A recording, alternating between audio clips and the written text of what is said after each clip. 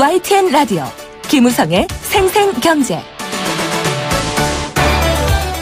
시청자 여러분 안녕하십니까. YTN 뉴스 FM 김우성 PD입니다. 한국 GM이 다시 철수설에 휩싸였습니다. 당장 정부와 산업은행에 3조 원가량의 유상증자 요구하고 있는데요. 미국 본사의 CEO는 자체 생존이 어려울 경우 조치를 취하겠다, 이런 발언까지 했습니다. 사실 매번 발생하는 이익은 바로 미국으로 가져가면서 어려운 부분은 우리에게 떠넘기는 것 아니냐, 세금까지 내놓으라니, 이런 반응도 있고요. 현재 미국의 무역 정책과 기조를 보면 왜 그런지 알겠다, 이런 반응도 나오고 있습니다. 당장 유관 산업과 지역 경제, 일자리 문제, 아주 심각한 문제로 다가오고 있습니다. 자칫 현 정부 최대의 일자리 위기가 될 수도 있는데요. 김필수 교수와 함께 짚어보겠습니다. 아파트 어떻게 구매하십니까? 대부분 지어진 집을 보기 전에 구매하고 계약합니다. 바로 선분양제죠. 한 50년 가까이 선분양제로 이어오고 있는데 살 집도 아닌데 그냥 분양받아서 팔고 시세 차익 남기고, 이런 투기도 횡행했습니다. 결국 분양권 전매 같은 것들 대폭 금지시키게 됐는데요. 정부는 여기에 더해 후분양제 의무화를 시동 걸고 있습니다. 말 그대로 어느 정도 집이 지어진 후에 구매한다라는 건데요. 투기 수요나 불필요한 비용 증가는 없어지겠다, 건설사가 아니라 소비자 위주의 시장이 되겠다라는 전망도 있지만 여러 가지 부작용에 대한 걱정도 있습니다. 두 번째 인터뷰에서 알아봅니다. 증시에 많은 관심 쏠리고 있죠. 오늘은 KRX 300 등 새로운 주가지수와 증시 상황 뉴스 경제 수업에서 풀어봅니다. 2018년 2월 8일 목요일 김우성의 생생경제 지금 시작합니다.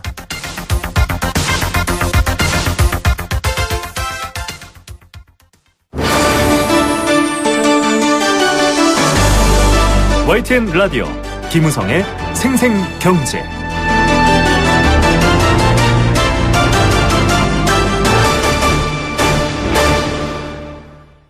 네, 첫 번째 생생 인터뷰 보내드리겠습니다. 여러 가지 산업과 또 기업 간의 관계들, 일자리와 연결되어 있기 때문에도 중요하기도 하고요. 또 우리 경제 구조와도 중요한데 GM 철수설 기억나십니까?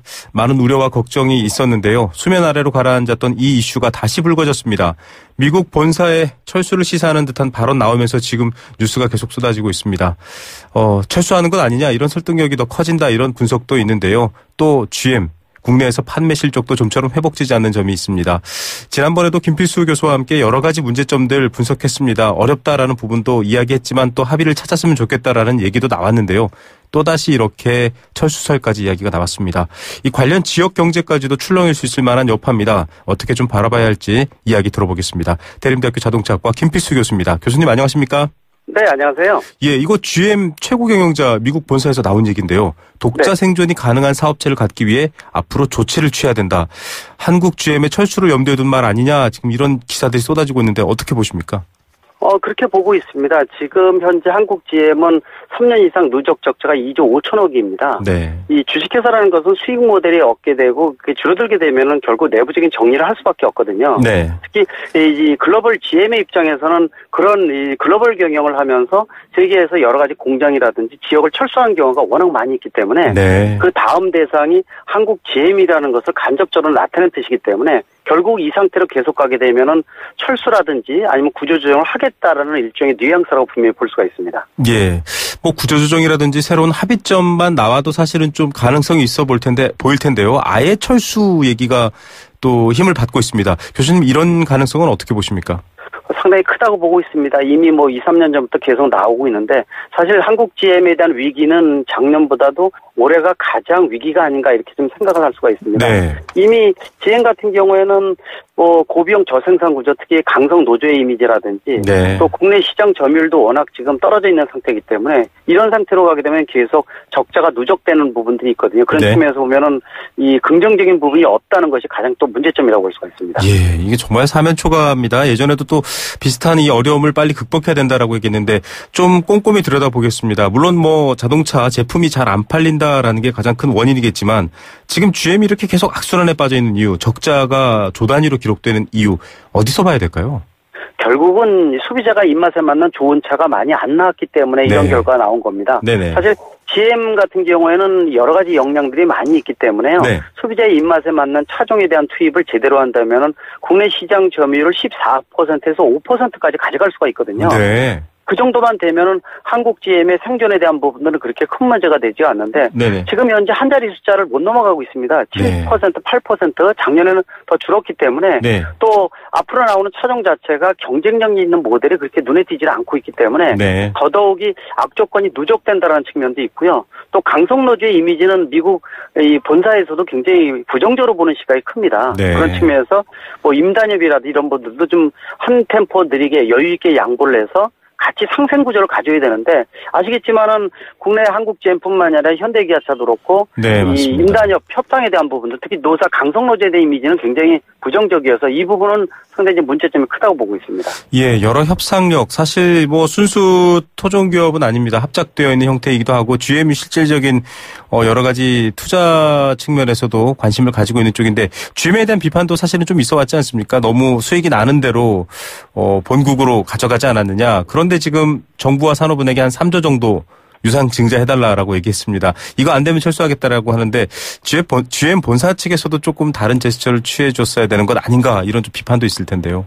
맞습니다. 그런 부분 측면에서는 너무 인색하다는 것이죠.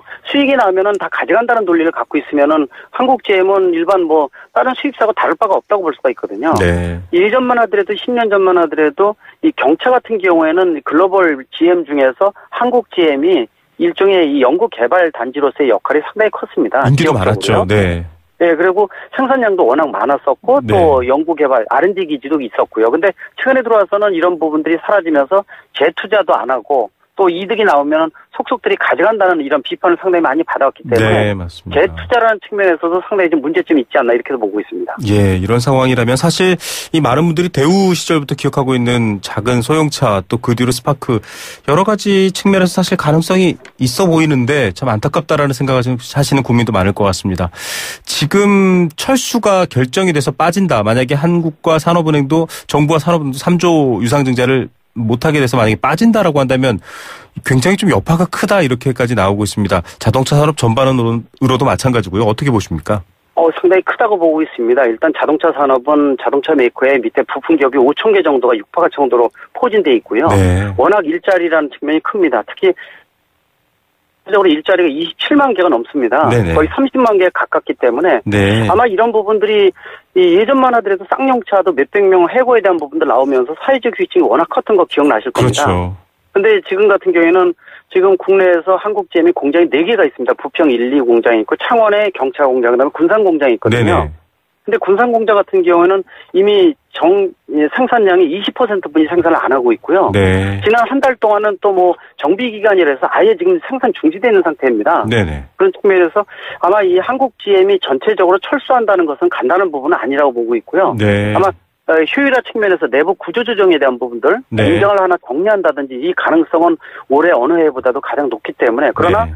공장 하나 정리하더라도 그 지역 자체는 완전히 엉망이 돼버리고 또 네. 수천 명 정도가 일자리 잃어버리기 때문에 국내 정부에서 상당히 좀 큰 주름살을 주는 또 자동차 산업 또는 국내 경제 전체적으로 영향을 주는 이런 부분이기 때문에 상당히 걱정거리가 늘어난다고 볼 수가 있습니다. 네, 뭐 GM이 철수하네라고 생각할 문제가 아니고요. 지금 김필수 교수님께서 지적해 주신 것처럼 다양한 또 유관 업체까지 연결돼 있습니다. 결국 정부와 산업은행이 한 3조 정도 유상 증자하게 될까요? 어떻게 보십니까? 쉽지는 않을 겁니다. 예를 들어서 이 형평성에 대한 부분들 나올 수가 있거든요. 네. 유상 증자라는 것 자체가 결국은 국민의 세금을 쏟아부어야 되는 이런 부분도 나올 수가 있기 맞습니다. 때문에 쉽지는 않고요. 결국은 다른 분야를 찾아야 되는데 좋은 기회를 많이 놓쳤다는 거거든요. 네네. 지금 현 상태에서 만약에 유상 증자가 아니다 그러면은 정부에서 할 수 있는 것은 노사정위원회 좀 가속화시켜서 네네. 예를 들어서 정부에서 이 강성노조에 대한 이미지를 좀 늦춰서 네. 한 템포 느리게 노조에 대한 부분들을 좀 설득을 한다든지 하는 부분들이라든지 네네.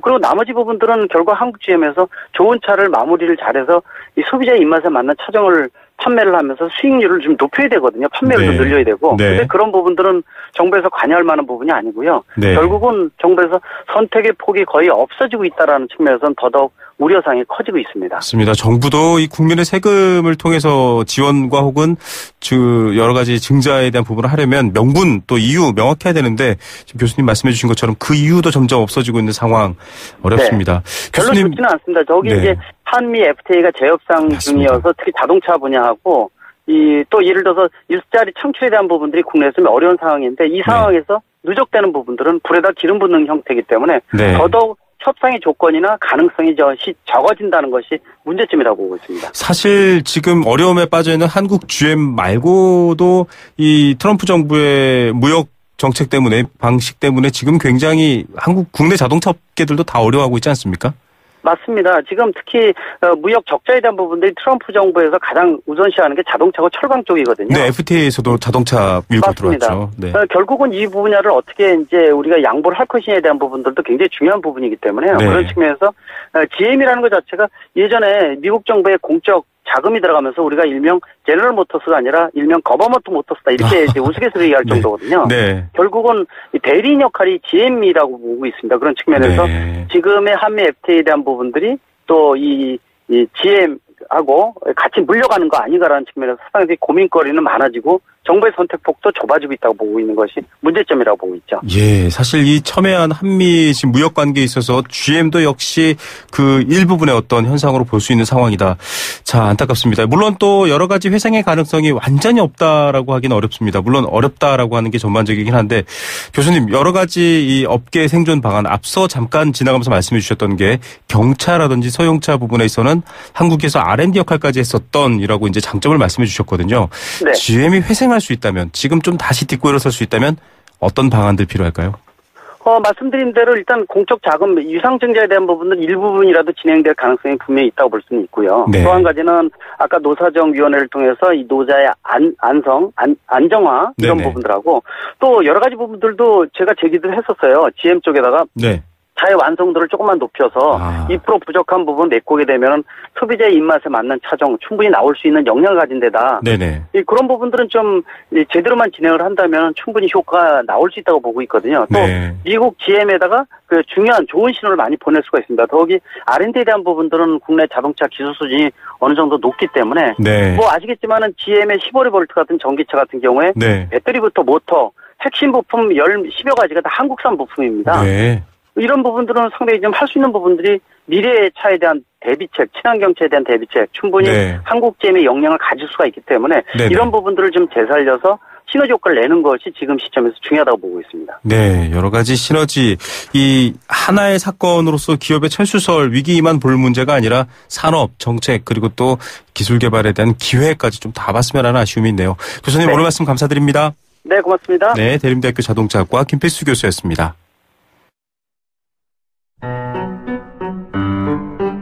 YTN 라디오 김우성의 생생경제. 네, 함께 느끼는 우리 경제 공감 사전입니다. 애청자 여러분들께 귀를 활짝 열어두고 있습니다. 여러분들이 하시고 싶은 말씀, 나누고픈 의견 있으면 언제든 보내주십시오. 프로그램에서 함께 나누도록 하겠습니다. 단문 50원, 장문 100원의 정보 이용료 부과됩니다. 샵 0945번 문자 메시지로 참여 가능하고요. 스마트폰 애플리케이션 예스도 열려 있습니다. 참여해 주시면 추첨을 통해서 도심 속 꿈의 놀이터 일산 원마운트에서 워터파크 스노파크 이용권 선물로 드리고 있습니다. 오늘의 공감 사전 주제는 이어질 두 번째 인터뷰 주제이기도 한데요. 바로 후분양 입니다. 말 그대로 아파트 등의 주택이 거의 지어진 상태에서 분양을 하는 제도입니다. 건설 사업자가 아파트 등의 주택을 짓기 전에 분양을 하는 선분양제와는 정반대죠. 주택 건설 공정이 거의 끝나갈 때쯤 분양을 하는 제도를 후분양제라고 하는데요. 이럴 경우에는 주택의 건설 상황을 직접 확인할 수 있고요. 또 하자가 있는지 없는지 제대로 확인해 볼 수 있다. 이런 장점이 있습니다. 그만큼 잘 지어야 잘 팔린다라는 측면에서는 소비자에게 더 유리한 시장이다. 이렇게 바뀔 수도 있겠죠. 또 정확한 공사 비용 같은 것들을 산출할 수가 있습니다. 짓기 전엔 모릅니다. 짓다 보니까 이렇게 돈이 더 들어갑니다라는 경우가 생길 수 있는데 이런 경우는 다르죠. 그래서 정확한 또 적정한 분양가 산정도 가능하다라는 장점이 있습니다. 이런 이유들 때문에 투기라든지 여러 가지 가수요를 줄인다라는 얘기까지 나와 있는데요. 건설사 입장에서는 과거에 돈을 쉽게 마련해서 돈을 별로 들이지 않고서 했던 선분양제와 달리 지금 많은 부분의 자금과 비용을 또 이 건설 사업자가 마련해야 되기 때문에 자금 부담이 크다라는 단점도 있습니다. 그만큼 또 집값을 올리지 않겠나라는 전망까지 나오고 있는데요. 후분양제, 선분양제, 수십 년 동안 선분양제로 이어져 왔지만 지금 후분양제가 나오는 의미 뭘까요? 두 번째 인터뷰에서 좀 말씀드릴 텐데요. 여러분들도 이 아파트 분양에 얽힌 이야기 저에게 나눠주시기 바랍니다.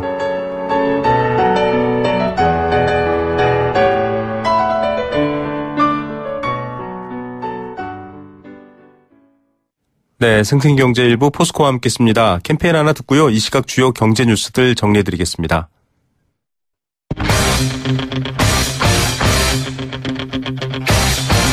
지금 가장 뜨거운 경제 소식. 경제 톱 뉴스. 네, 현재 시각 오후 3시 25분 45초 이제 막 지났습니다. 이 시각 주요 경제 뉴스들 확인해 보겠습니다. 비즈니스워치 김춘동 기자입니다. 안녕하십니까? 네, 안녕하세요. 네, 신DTI 적용하면서 또 젊은 층에게 좀 유리할 수도 있는데 특히 농협은행 이용하는 게 좀 더 유리하다 이렇게 나왔다고요? 네, 시중은행들이 이번 달부터 이 주택담보대출을 해줄 때 새로운 신DTI를 좀 적용을 하고 있는데요. 이 다주택자들은 대출 한도가 확 줄어드는 반면에 이 청년층이나 신혼부부처럼 이 장래소득이 더 늘어날 가능성이 있으면 오히려 그 전보다 대출 한도가 더 늘어납니다. 네. 그런데 이 늘어나는 한도에 차이가 좀 있는데 네. 금융위원회가 당초에는 증액되는 한도 폭을 일률적으로 10%로 제한하려다가 은행들이 좀 스스로 정하도록 좀 했기 때문인데요. 네네. 대부분 은행들은 이 고용노동 통계상 이 연령대별 근로자 급여소득 증가율을 기준으로 삼고 있는데 농협은행이 대출 만기가 20년 이상일 때 20세에서 24세의 장래소득 증가율이 최고 58%로 가장 높았습니다. 네, 20에서 24세의 장래소득을 대출 만기 20년 기준으로 봤을 때 58%로 증가율이 높았다. 정확히 좀 알아야겠는데 이게 연령대가 높아지면 그러면 다시 낮아지는 건가요? 네, 맞습니다. 농협은행을 같은 기준으로 해서 좀 보면 35세에서 39세는 17%로 증가율이 좀 내려가고요. 네. 40세에서 44세는 2.75%로 확 낮아집니다. 45세 이상은 만기 20년은 안 되고 이 만기가 10에서 14년일 때만 3.2%를 좀 적용하고 있는데 50대 이상은 아예 이 장래 예상 소득은 반영을 하지 않는다고 합니다. 네. 이 다른 은행들을 좀 보면 이 국민은행은 장래 예상 소득 증가율을 최고 한도를 30%로 두고 있고요. 우리은행과 하나은행은 청년층이나 신혼부부는 20%, 또 일반 대출은 10%의 한도를 두고 있다고 합니다. 가령 수도권에서 이 금리 4%, 만기 20년으로 대출을 받으면 이 농협은행에서는 약 3억 원까지 대출을 받을 수 있는데 국민은행은 2억 7천만 원, 우리은행과 하나은행은 2억 5천만 원 정도만 대출을 받을 수 있는 그렇다는 얘기입니다. 네, 그렇군요. 자, 중국인 관광객 여전히 줄어 있습니다. 사드 부복 풀었다라고 하는데도 여전히 찬바람 불고 있는데 서울, 제주도의 음식점, 숙박업소가 직격탄을 맞았다고요? 네, 통계청에 따르면 지난해 제주도의 숙박 및 음식업 생산 지수가 2016년보다 2.7% 감소했고요. 예술과 스포츠 또 여가 관련 서비스업 생산 지수는 3.5%나 줄어든 것으로 나타났습니다. 특히 이제 숙박 및 음식점 같은 경우에는 5분기 연속 지금 생산이 줄고 있는데 서울에서도 마찬가지로 숙박 및 음식점업 경기가 좀 좋지 않았습니다. 네. 제주도와 마찬가지로 2016년 4분기부터 5분기 연속 지금 감소를 하면서 지난해 전체 생산 지수가 전년보다 3.3% 줄어들었습니다. 이 중국인 관광객이 절반 이상 줄면서 큰 타격을 입었고요. 또 직장 내 휴식이 줄고 또 간편한 음식을 사서 집에서 먹는 이 경향이 좀 확산되다 보니까 그런 좀 영향을 받은 것으로 그렇게 좀 풀이가 되고 있습니다. 네, 이 은퇴하고 자영업 준비하시는 분들은 더 캄캄하다라는 생각도 드네요. 백화점도 부진하다고요? 특히 몇몇 지역에서요? 네, 지난해 서울의 소매 판매액 총 지수를 봤더니 전년보다 2.8%가 늘었는데요. 대형마트가 16% 넘게 늘어난 반고 슈퍼마켓 및 편의점도 3.2%가 늘었는데 백화점은 5.7%나 감소했습니다. 그만큼 이 실속형 소비가 좀 늘어난 것으로 좀 풀이가 되고 있고요. 또 울산 지역 같은 경우에는 이 소매 판매액 지수는 1.5% 줄고 이 숙박 및 음식점업 생산 지수는 5.7%나 감소를 했고요. 또 경남도 소매 판매액 지수가 1%, 숙박 및 음식점업은 1.8% 줄었는데 이 조선업 구조조정 여파 또 자동차 산업의 부진으로 이들 업종에 입지한 지역의 경기가 좀 함께 나빠진 것으로 좀 풀이가 되고 있습니다. 네, 여러 가지 좀 소매는 그늘과 주름이 많다 이런 생각이 듭니다. 자, 호반건설의 대우건설 인수 이거 굉장히 화제였습니다. 여러 가지 비율까지 등장할 정도였는데 포기했네요, 인수를. 네, 호반건설이 지난달 30일에 덩치가 훨씬 더 큰 대우건설 인수 우선 협상자로 좀 선정이 되면서 네. 새우가 고래를 삼키는 격이다 이렇게 좀 맞습니다. 잘 유명해졌었는데 오늘 이 대우건설 인수를 좀 최종적으로 포기를 했습니다. 대우건설의 모로코 사업에 추가 부실 우려가 좀 발목을 잡았는데 이 호반건설은 지난해 3분기까지 실적만 놓고 이 단독 응찰을 했는데요. 이 뒤늦게 좀 대규모 부실이 발견된 겁니다. 대우건설은 어제 공시에서 이 모로코 사피 복합 화력발전소 현장에서 약 3천억 원 규모의 잠재 손실을 추가로 좀 반영을 했습니다. 네, 그렇다 그렇다면 앞으로 대우건설 어떻게 돼가는 건가요? 네, 해외 사업에서 추가 손실이 발견이 되면서 대우건설 매각은 다시 좀 미궁속으로 좀 빠지게 됐는데 문제는 이 해외 사업에서 추가로 더 손실이 발생할 수도 있다는 겁니다. 대우건설은 현재 이 카타르, 오만, 인도, 나이지리아 등 42개국에서 300여 개의 프로젝트를 진행을 하고 있는데요. 네. 얼마든지 손실이 더 발생을 할 수 있는 구조라는 겁니다. 게다가 이 모로코 사업의 추가 손실은 이 대주주인 산업은행조차 좀 제대로 파악을 하지 못했던 것으로 좀 알려지고 있는데 그러면서 이 대우건설 매각이 당분간 쉽지 않을 것이라는 분석이 나오고 있습니다. 네. 자, 대출이 좀 쏠려 있다 이런 뉴스가 나왔네요. 개인 자영업자에게 지나치게 쏠려 있다고요? 네, 한국은행이 오늘 국회에 이 통화신용 정책 보고서를 제출을 했는데 여기를 보니까 2016년에 금융기관의 부동산 익스포저, 이제 즉 부동산 위험 노출액이 명목 국내 총생산 대비 100.4%에 달하는 것으로 나타났습니다. 2016년과 비교하면 32%포인트나 급등을 한 건데 전체 민간 신용 대비 부동산 익스포저도 2010년에 38.8%에서 2016년에는 51.9%로 올랐습니다. 개인 자영업자 대출은 이 상호금융조합과 카드사, 저축은행 같은 이 비은행 금융기관을 중심으로 증가세가 가팔랐는데요. 네. 지난해 3분기 말 비은행 금융기관의 개인 사업자 대출은 1년 전보다 42.3%나 늘었습니다. 법인 기업이나 가계대출 증가율과 비교하면 2.5배에서 5.6배나 좀 높은 건데 네. 2014년에 11.3%에서 매년 지금 증가율이 가팔라지고 있다고 합니다. 예, 그만큼 리스크, 즉 부실이 위험이 큰 것 아닌가요? 네, 맞습니다. 뭐든지 쏠림 현상은 좋지 않은데요. 이 한국은행도 이 특정 부분 대출이 전체 대출 규모보다 지나치게 크거나 또 증가세가 빠를 경우에 이 해당 부분의 부실이 이 전체 금융권의 건전성을 훼손할 수 있다. 이렇게 지적을 했습니다. 특히 이제 일부 비은행 금융기관들이 이제 위험 추구 성향이 좀 강해지고 있다는 점도 우려스러운 요인으로 좀 꼽히고 있는데요. 이 경제 회복에 따라서 금리가 계속 오르고 있는데 부채 증가세가 계속 가파를 경우에는 그만큼 부실 위험이 더 커지고 실물 경제에도 좀 미치는 부정적인 영향도 커질 수밖에 없다는 점에서 이 부채 구조 조정의 필요성이 좀 갈수록 커지고 있습니다. 네. 자, 이제 경제면에서 사회면 뉴스로 바뀐 게 있습니다. 바로 비트코인 같은 암호화폐 이야기인데 가격 전망이 극단적으로 엇갈리네요. 네, 최근에 암호화폐 가격이 급등락을 좀 거듭을 하면서 극심한 변동성을 보이고 있는데 앞으로 가격 전망치 역시 극단을 달리고 있습니다. 이 월가의 대표적인 비관론자인 누리엘 루비니 뉴욕대 교수, 또 월가의 대표적인 투자은행인 골드만삭스는 비트코인을 비롯한 암호화폐 가격이 결국은 제로로 떨어질 것이다, 이런 비관적인 분석을 내놨고요. 특히 이제 루비니 교수 같은 경우에는 비트코인 버블이 인류 역사상 최대의 버블로 기록될 것이라는 그런 혹평도 좀 덧붙였습니다. 네. 반면에 이 비트코인 업계의 대표적인 치어리더인 쌍둥이 윙클보스 형제 등은 이 비트코인 가격이 지금보다 40배는 더 오를 것이다 예상을 내놨는데 윙클보스 형제는 이 비트코인의 초기에 투자해서 이 대박을 낸 것으로 좀 잘 알려져 있습니다. 네, 비트코인을 가진 사람과 갖고 있지 않은 사람의 차이가 아닌가 이런 생각도 드네요. 오늘의 톱뉴스는 어떤 것 고르시겠습니까? 대출 쏠림 현상 기사를 꼽고 싶은데요. 이 미국이 본격적으로 금리 인상에 나서면서 미국은 물론이고 우리나라 역시 금리 또 금융시장, 부동산 시장까지 대대적인 좀 변화를 예고하고 있는데 이 본격적인 긴축 시대를 좀 앞두고 미리미리 좀 허리띠를 졸라매는 연습이 좀 필요해 보입니다. 네, 자 긴축에 대한 대비 미리미리 할수록 더 좋겠죠. 오늘 뉴스 감사드립니다. 네, 감사합니다. 비즈니스워치 김춘동 기자였습니다.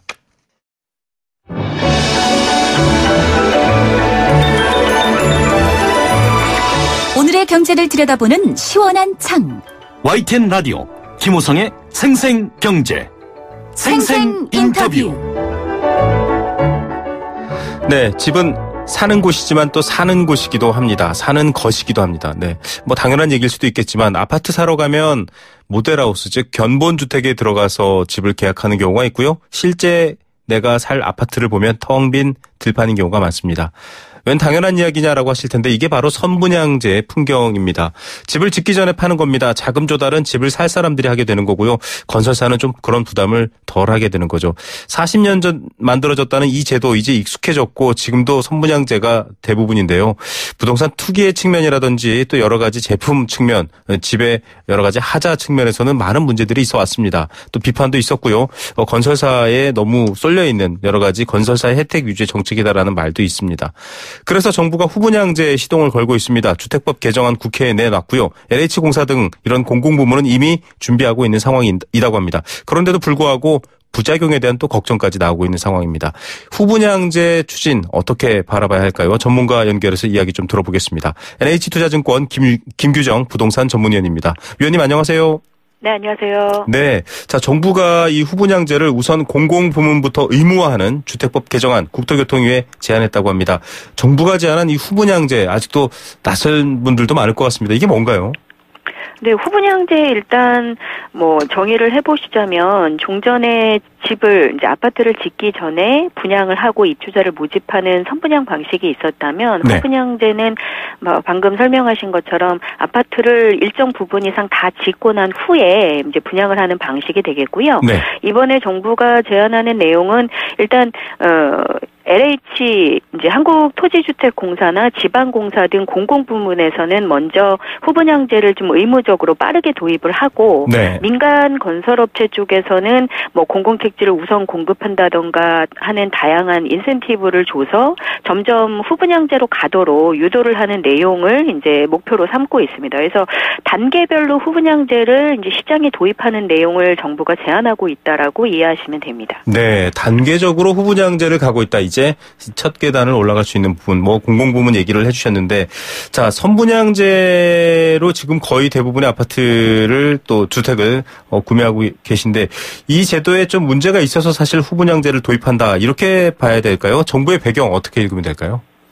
네, 말씀하신 것처럼 첫 번째는 그동안에 선분양제를 진행하면서 드러났던 여러 가지 문제점들이 많았고 또 그에 따라서 지속적으로 후분양제를 도입해야 된다라는 의견은 있어 왔거든요. 네. 그래서 정부가 이제 좀 중장기적인 후분양제 도입을 위한 로드맵을 마련하는 거다라고 일단 배경을 읽을 수 있겠고요. 네. 후분양제 같은 경우에 일단은 아파트가 다 지어지지 않은 상태에서 이제 견본 상품만 보고 이제 많은 분양 대금을 지불하고서 집을 사시는 거기 때문에 네. 나중에 입주할 때 보면 이제 견본 주택에서 보셨던 상품과 좀 맞지 않는 좀 네. 질이 떨어지는 부실 시공 상황이 발생하는 문제들도 있었고 네. 또 제도 자체적으로는 3년 후에 입주할 때보다 분양 가격이 쌌었기 때문에 그 집을 짓는 동안 3년 정도 발생하는 여러 가지 가격 상승분을 분양받으신 분이 이렇게 독식하게 되는 프리미엄의 독식 문제도 있었고 네. 그런 프리미엄 기대 때문에 또 투기적인 수요가 주택 공급 시장 청약 시장에서 굉장히 유발되는 여러 가지 문제점들도 있었기 때문에 이런 것들을 좀 해결하려는 시도로도 볼 수 있겠고요. 둘째로는 최근에 여러 가지 정부의 규제에도 불구하고 이제 주택 시장이 워낙 불안정하고 네. 인기 청약 시장에서는 계속 좀 맞습니다. 과열 양상이 있다 보니까 이런 투기적 수요를 좀 억제하는 측면에서도 후분양제를 좀 더 단계별로 빠르게 도입해야 된다라는 의견을 갖게 된 것이 아닌가라고 보여집니다. 예, 사실 지금 올해 또 내년 앞으로 계속 좀 획기적인 여러 가지 관심을 많이 받고 있는 공급이 있는데요. 이런 것들을 두고서 여전히 또 로또 아파트 계속 쏟아진다 이런 말이 나오고 있는데 이런 차원과 좀 이해해서 보시면 왜 선분양제의 문제점을 지적하는지 좀 청취자 여러분들께서도 이해하실 것 같습니다. 자, 결국 후분양제에서 가장 좀 눈에 띄는 부분이요. 그전에는 말씀하셨던 것처럼 계약자들이 돈을 지불하고 그러니까 건설사 입장에서는 돈이 없어도 뭔가 아파트를 지어 올릴 수 있는 상황인데 지금은 건설사가 이런 재원을 다 확보해야 되잖아요. 이렇게 바뀌는 상황으로 보면 될까요? 어떻습니까?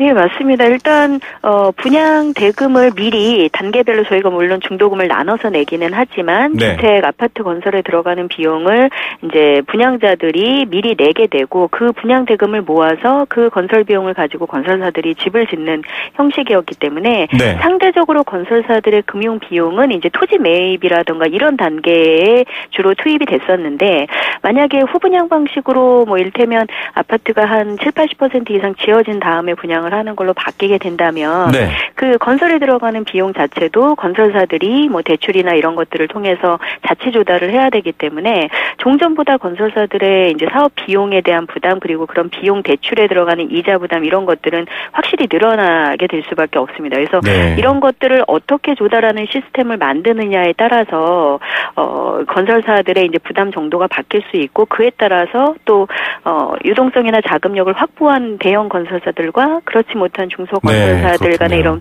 불균형 문제도 해결할 수 있기 때문에 지금과 달라지는 후분양제에서의 자금 조달 시스템을 어떻게 만들어 나갈 것이냐가 굉장히 큰 이슈가 될 수 있습니다. 예, 사실 이 아파트 혹은 이 주택을 짓기 위한 돈이 어디서 누가 부담하느냐 어떻게 들어오느냐 아주 중요한 문제 중에 하나죠.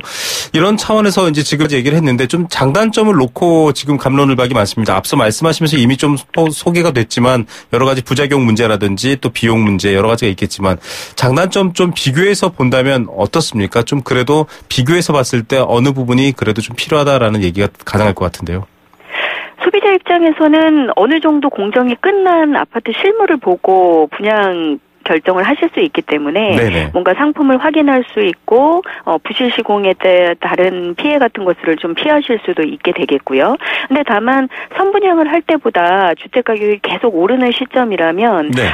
나중에 분양을 받으시기 때문에 분양 가격은 오히려 더 오를 수도 있고 네. 선분양 시장에서 수분양자들이 얻어갔던 분양가 대비 프리미엄 같은 것들은 아무래도 기대하기는 좀 어려워지시는 네. 측면도 있기는 합니다. 그리고 건설사 입장에서는 방금 말씀드린 것처럼 이제 사업 비용, 건설 비용 자체에 조달하는 것들이 굉장히 큰 이슈가 되기 때문에 신용도가 낮거나 자금력이 좀 떨어지는 중소, 소규모 건설사들은 아예 이제 공급이 좀 어려워지는 물량들, 네. 이런 것들이 생길 수가 있겠고, 3년 후에 시장이 어떻게 바뀔지를 예측하고 미리 아파트를 짓고 나중에 분양을 해야 되기 때문에 네. 건설업체들의 이런 마케팅 전략도 상당히 중요해지고 미분양 부담도 커질 수는 있습니다. 이런 예. 것들이 잘 조절되지 않을 경우에는 주택시장 자체의 공급량이 일시적으로 이런 문제들 때문에 갑자기 줄어들어서 주택이 부족해진다든지 이런 관리상의 문제들이 나타날 수도 있어서 초기에 도입할 때 여러 가지 이런 문제점들에 대한 대비책을 미리 세워두는 것이 굉장히 좀 중요합니다. 예, 선분양제의 폐해 또 후분양제의 장점이 있지만 말씀하셨던 부분들을 다 고려하지 않는다면 또 일면 부작용 문제를 피할 수 없을 것 같은데요.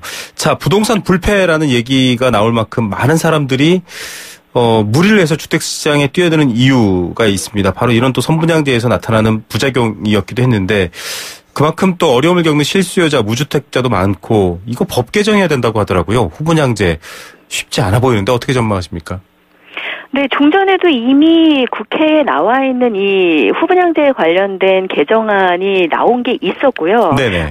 협의가 되지 않아서 계류 중인 상태로 오랫동안 있어올 만큼 찬반 양론이 굉장히 좀 대립하고 있는 사안입니다. 그래서 네. 지금 이제 정부 차원에서 중장기적으로 끌고 가려고 해도 여러 가지 찬반 논란은 좀 계속될 수밖에 없을 거고요. 네. 일단은 현재 종전에 이제 선분양 구조에 워낙 익숙해져 있는 저희가 자금 조달 방식 또 금융 시스템에 머물러 있다 보니까 자금 조달 방법에 관련된 이슈들을 해결하지 못하면 전격적으로 도입하기는 사실상 좀 쉽지 않습니다. 네. 그래서 정부의 입장에서도 이제 공공 부분에서 먼저 단계별로 이제 의무화하겠다라는 로드맵을 갖고 가는 것이고요. 또 그 과정에서 앞서 말씀 나눈 여러 가지 부작용들을 어떻게 최소화할 거냐라는 대비책이 먼저 논의가 돼야 돼서 실제로 도입하는 데까지는 상당한 논의 과정이 필요하고 시간도 좀 더 필요한 것이 아닌가라고 봅니다. 네, 오히려 후분양제의 장점을 이야기하기보다는 선분양제의 단점을 어떻게 하면 좀 줄일까라는 측면에서 더 관심이 쏠리는 것 같기도 합니다.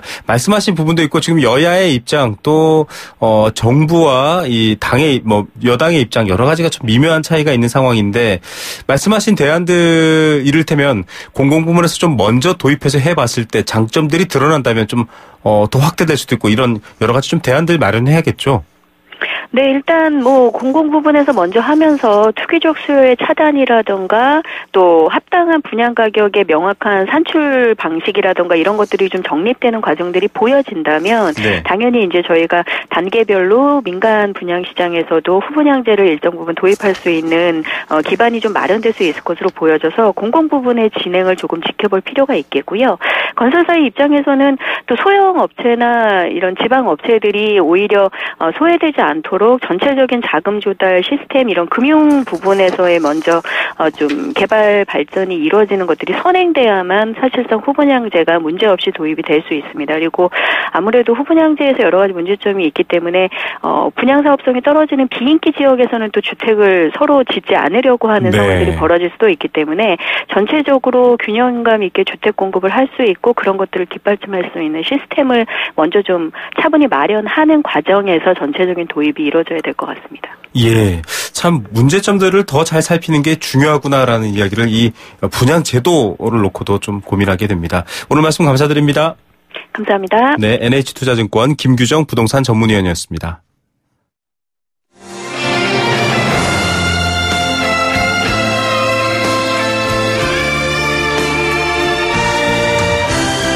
YTN 라디오 김우성의 생생경제 더불어 함께 살아가는 삶 그리고 더 나은 삶을 꿈꾸는 시간. 오후에 만나는 싱싱한 라디오 경제. 김호성의 생생경제가 대한민국 경제를 지키는 여러분과 지금 함께하고 있습니다.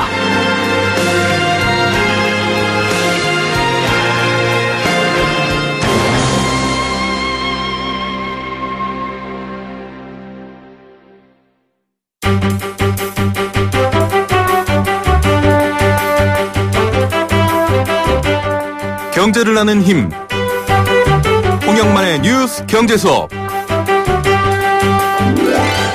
네, 경제를 어렵다라고 느끼시는 분들의 이유를 보면은 사실 매일매일 따라가야 한다라는 부분 때문인데요. 그렇게 좀 따라갈 수 있는 시간 저희가 목요일에 마련해 드리고 있습니다. 바로 뉴스 경제 수업입니다. 오늘도 서울여대 경제학과 홍영만 교수 연결합니다. 교수님 안녕하십니까? 네, 안녕하세요. 네, 이거 뭐 출렁거렸다가 내려앉았다가 지금 사실 주식이 굉장히 많은 관심이 쏠리고 있지 않습니까? 네. 게다가 좀 변화가 하나 나온 게 KRX 300. 이게 뭐 코스피와 코스닥 지수다 다 합쳐 있는 거다 이런 말도 나오고 관심은 많은데 아직도 정확하게 이게 뭐지? 라고 모르시는 분들 많을 것 같습니다. 이 새로운 주가 지수가 선보인다라고만 소개가 되는데 이게 뭔가요? 네, 그러니까 우리가 이제 보통 주가 지수 그러면은 우리가 이제 물가 지수라는 거는 많이 아시지 않습니까? 네. 동사 물가 지수 이런 것처럼 주가 지수는 이제 주식시장 전체의 주가 움직임을 파악하기 위한 지표죠. 네. 그러니까 우리나라에는 이제 우리가 매일 신문에서 보는 그 코스피라든지 코스닥 지수가 대표적인데요. 네. 이거는 이제 우리나라 주식시장이 하나의 통합된 시장이 아니라 아시는 것처럼 이제 대형주 중심의 코스피 시장, 또 중소기술주 중심의 그 코스닥 시장으로 나뉘어져 있기 때문에 네. 이 각각의 시장의 움직임을 나타내는 이제 지수가 코스피와 코스닥 지수죠. 네네. 그런데 이제 이번에 정부에서 KRX 300이라고 하는 새로운 지수를 만들어낸 거는 네. 이걸 이제 한국 증권 시장이라고 하는 하나의 전체적인 모습을 네. 볼 수 있는 지수를 하나 만들어 보자. 그래서 코스닥하고 코스피에서 각각 큰 종목들 네. 300여 개를 뽑아가지고 이번에 이제 KRX 300이라고 하는 지수를 만들게 된 겁니다. 예, 결국 지금 코스피 뭐 삼성전자 이렇게 얘기하시면 이해하기 쉬울 것 같고요. 코스닥 그럼 뭐 셀트리온 이렇게 이해하시면 좋을 것 같은데. 네, 그렇죠. 네, 그런 것들이 속해져 있는 이 지수 전체의 흐름, 전체의 상승과 하락을 볼 수 있는 지수 이미 많은데. KRX 300을 코스피 코스닥에서 뽑아서 또 하나 만들었는데 정확히 300 종목이 아닌데 일단 이름은 KRX 300 이렇게도 돼 있네요. 이게 왜 이런가요? 네. 이번에 이제 뭐 언론 보도에 보면은 아시겠지만 한 305개 종목이 들어가 있습니다. 실제로는요. 근데 이거는 원래는 이제 300개 종목으로 만들려고 작년 12월에 이제 종목 선정을 해서 300개를 선정을 했는데요. 네. 이게 이제 한 기간이 한 달여 기간이 있지 않았습니까? 네. 그 사이에 이제 회사가 분할을 하고 재상장을 하고 이러면서 이제 종목이 늘어났어요. 그래서 5개 종목이 더 들어간 거고요. 이게 이제 매년 6월하고 12월에 종목 선정을 다시 교체를 하하거든요.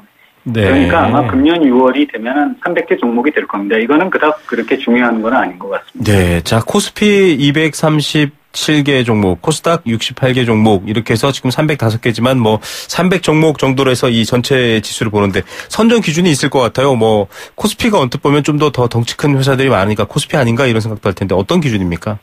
네, 그렇습니다. 그 기준은 이제 아까도 말씀드린 것처럼 시장이 나뉘어져 있지만 사실은 아까 말씀드린 그 셀트리온 같은 회사는 코스닥에 있지만 굉장히 큰 회사거든요. 그렇죠. 그러니까 이제 그런 셀트리온의 주가 움직임까지도 반영하는 통합된 지수를 만들자 이런 취지였고요. 네. 그래서 그 선정 기준은 가장 중요한 게 이제 회사의 시가총액이 커야 되고 그러니까 규모가 큰 거죠. 네. 그다음에 이제 시장에서 많이 거래되는 우리가 네. 흔히 얘기하는 거래 대금이 많은 거가 네네. 선정 기준인데요. 선정 직전 6개월간의 거래 실적을 보고 주가에다가 발행 주식수를 곱한 거, 그걸 우리가 이제 시가총액이라고 하는데, 그게 큰 거 700개를 고릅니다. 네. 그리고 그 700개 중에서 거래 대금이 큰 순서로 상위 80% 내에 들어가는 종목을 300개를 고르게 되는 겁니다. 예. 자, 뭐 주식 자체를 어려워하시는 분들도 많고 아직 안 하시는 관심이 없는 분들도 계시겠지만 안 그래도 지수가 많은데 또 여러 개가 만들었습니다. 이건 뭐고 저건 뭘까 헷갈릴 수도 있을 것 같은데 이 각각의 좀 의미가 있죠, 교수님? 네, 그거는 아무래도 이제 코스피를 예를 들어서 이제 그 대형 종목에 투자하는 분들은 코스닥 네. 시장에 관심이 없으니까요. 그렇죠.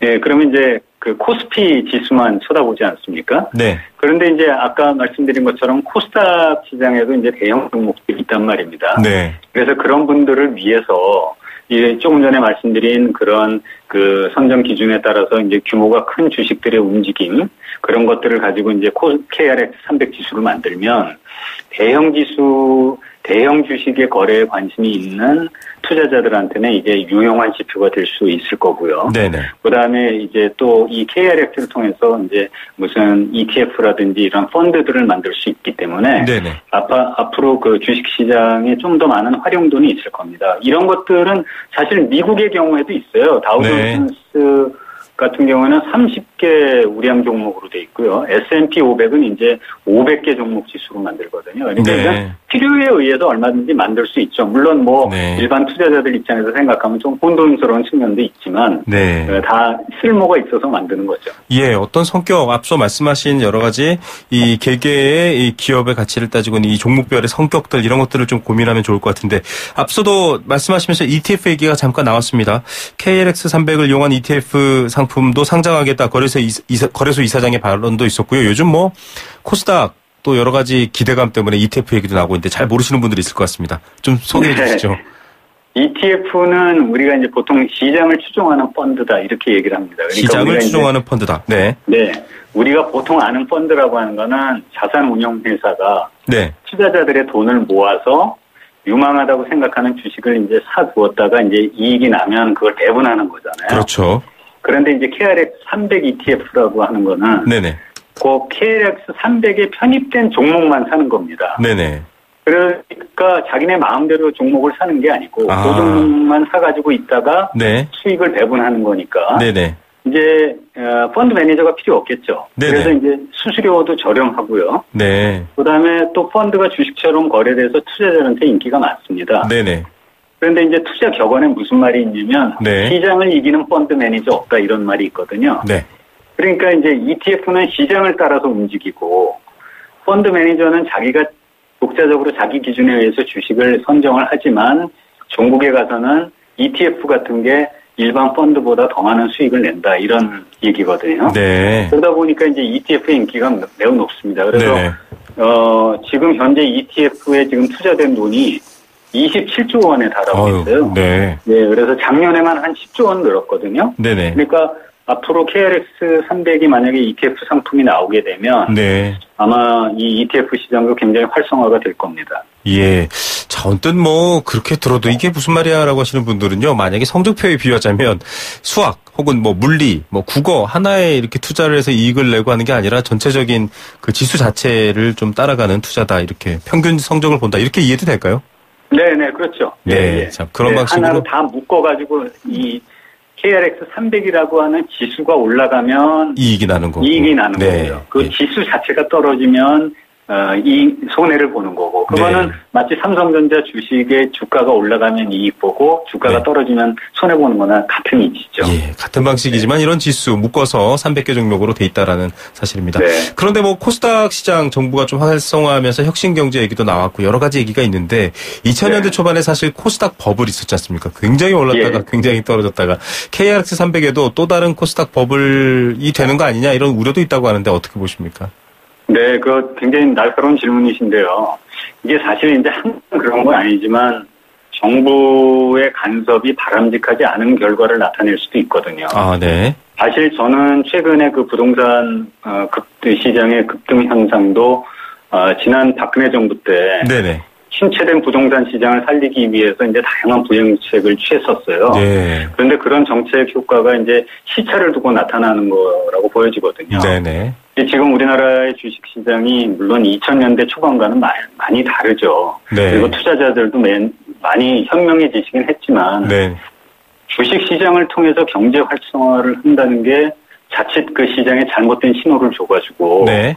또 다른 버블을 형성할 가능성도 배제할 수 없거든요. 네. 예, 그래서 이제 더군다나 요즘처럼 그 유동성이 넘쳐나는 상황에서는 더욱더 그럴 가능성이 큽니다. 그래서 네.